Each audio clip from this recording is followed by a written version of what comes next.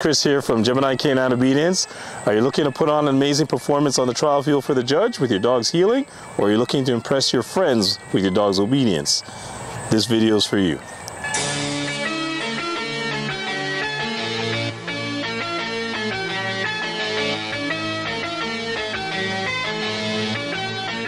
Video, what we're going to do, we're going to break it down how we teach the competitive obedience heel for those that are actively involved in the dog sports. But again, for our pet dog audience, they can apply some of this stuff, especially if you're an enthusiast when it concerns training and you want to show off to family and friends. We'll show you how we get that wonderful picture on our trial field dogs where they're healing and they're looking up at their handlers, they're very excited, they're moving, they're in great position.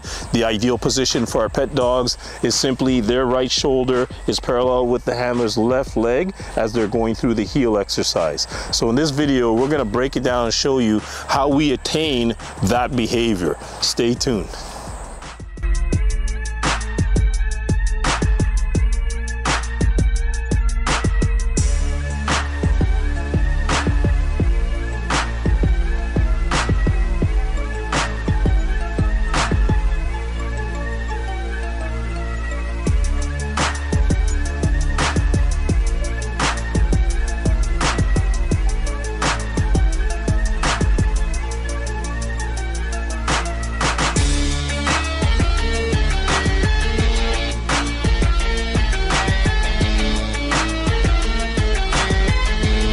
To start the competitive heel, remember, you're leading off with the left leg. So again, we have the dog in position, parallel with our left leg, the dog's right shoulder. When we say to the dog heel, we move off with the left leg as opposed to the right leg. And you'll find that in time, eventually you can test it because this is going to be considered the guiding leg. So whenever this leg moves, the dog will move with you when in position.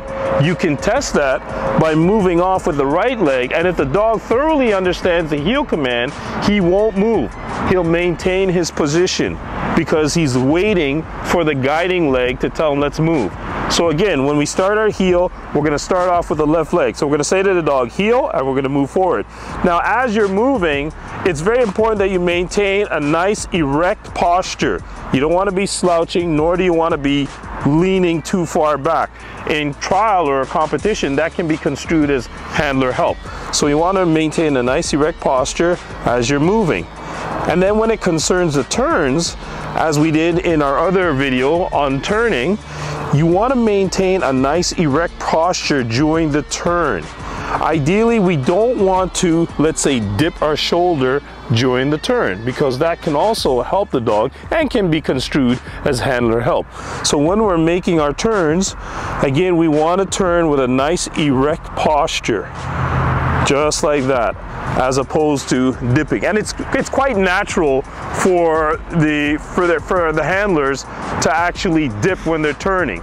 It's a natural thing to do. We tend to dip our shoulders, but again, it also helps the dog. So I like to maintain that nice erect posture as I make my turns, nice and smooth. Now, when it concerns the rewards, this is also very important that we never reward from the right side. The reason being, and it used to be like that a long time ago, because many of us are right hand dominant. So we'd have our toy in our right hand, let's say behind our back, we're healing with our dog, and then what happens is we do this, break, and the dog comes up to the right side. Now what happens is if every time you break this way and the dog comes up for his reward on this side, eventually you can basically create what we call crowding or crabbing, where the dog starts to heel on an angle or starts to crowd into your leg. Why? Because he's thinking about the rewards and where it comes from. So to correct that problem, or to even prevent that problem, what we tend to do is reward from the left side. And that can be with the toy under your arm.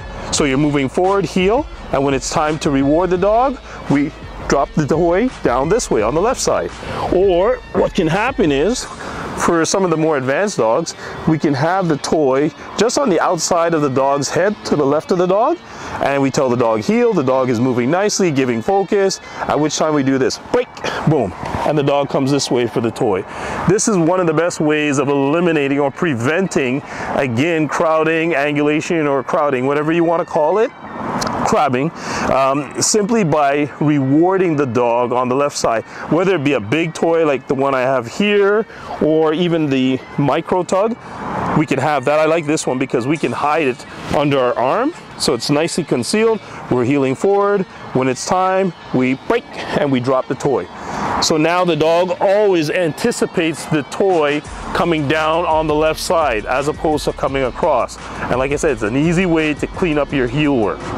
So we just gave you a breakdown on the positioning for the competitive obedience heel. And again, remember, this is not just limited to the competitive obedience dog handler, but also to the pet dog owner who wants to showcase a nice fancy heel and who would like to actually tighten up their exercise. So these little points, again, are applicable in both worlds. All right, guys, we've come to the end of our video. Don't forget, hit that subscribe button on your screen, and don't forget to give us a thumbs up, guys. Until next time, have a great one.